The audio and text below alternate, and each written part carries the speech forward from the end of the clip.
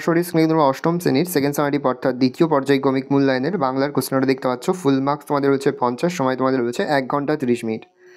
একই জায়গায় রয়েছে নিচের যে কোনো 12টি প্রশ্ন তোলা প্রশ্নের মান রয়েছে 1 করে 1 × 12 = 12। ভালো করে দেখ নাও।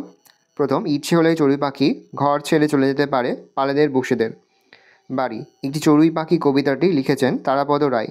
কবি মানুষকে মানুষ হয়ে পাখির মতো পাশে দাঁড়াতে বলেছেন। দাঁড়াও কবিতায় দাঁড়াও শব্দটি মোট 9 বার পাওয়া যায়। চণ্ডীমণ্ডপে রমেশ জমিদার হিসাবপত্র দেখছিল গোপাল সরকারের কাছে বসে। জলার বাঁধ কেটে দিলে বেনির মতে 200-300 টাকার মাছ বেরিয়ে যাবে। বিখুশি নিরাপদে নিদ্রা যায় বীজের কঠিন ঢাকনায়। গাছে জীবন মানুষের জীবনের ছায়া মাত্র। হাওয়ারা সব পথে ঘুরছে বৃথায়। আমাদের বাড়ি নেই, দেশ নেই, শেষ নেই। বুকুর বয়স 6 বছর। ডাম্বল বইয়ের আলমারি থেকে যে বইগুলি নামিয়েছিল সেগুলি ছিল বুকুর সেজো কাকার।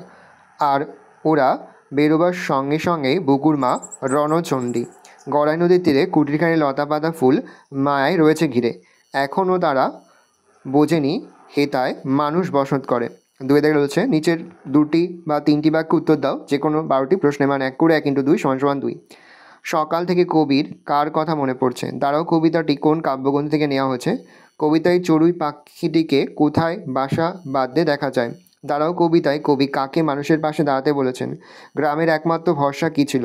20 জন কৃষক রমেশের কাছে এসে কেঁদে পড়ল কেন? অঙ্কুর বের হওয়ার জন্য কী কী প্রয়োজন? বিখুশি নিরাপদে নিদ্রা যায়। বিখুশির কোথায় নিদ্রা যায়? দুর্বার ইচ্ছায় হাওয়া কী ছুঁয়ে গেছে?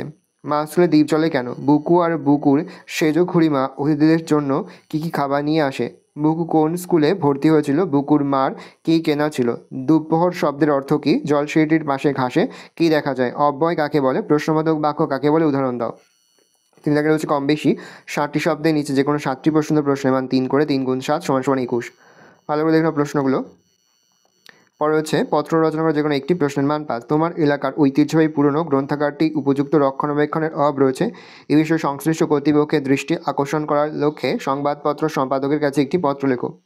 পরে রয়েছে হাসপাতালের সামনে চড়ে মাইক বাজানো অমার্জনীয় অপরাধ। এই মর্মের সচেতনতা গড়ে তুলতে সংবাদপত্রে চিঠি লেখো।